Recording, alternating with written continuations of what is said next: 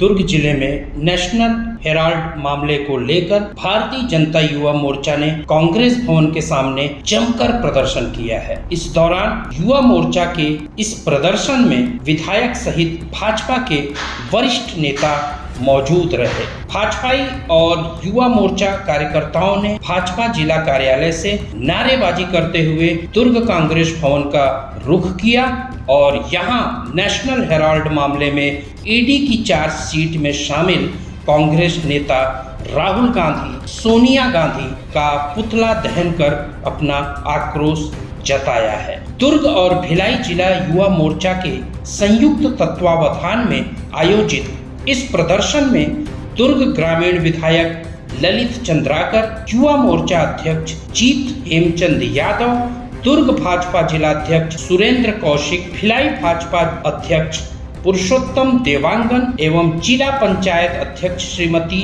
सरस्वती बंजारे सहित भारतीय जनता पार्टी के और भारतीय जनता युवा मोर्चा के बड़ी संख्या में कार्यकर्ता और पदाधिकारीगण मौजूद रहे। Bureau report CG Bhaskar.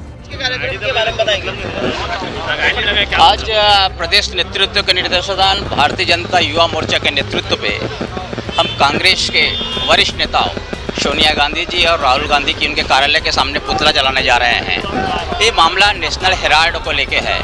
अभी ईडी ने इनके खिलाफ चार्जशीट प्रस्तुत किया है। उनके द्वारा असंवैधानिक रूप से देश की जनता को भ्रमित करने के लिए आंदोलन खड़ा कर रहे हैं। मैं पूछता हूं कांग्रेस पार्टी के वरिष्ठ नेताओं से, ये भारत के कानून से ऊपर हैं क्या? ईडी अपनी चार्जशीट दाखिल की है, कहीं कहीं उसके पास इनके प्रूफ्स हैं, इनके पास कागज हैं, दस्तावेज हैं, और यह बताना भी उचित समझता हूं कि राहुल गांधी, सोनिया गांधी अभी बेल पे हैं। तो जिस तरह से देश भर में, पूरे देश में आपकी सरकार है, तो क्या सबूत है तो उनको गिरफ्तार क्यों नहीं किया जाए?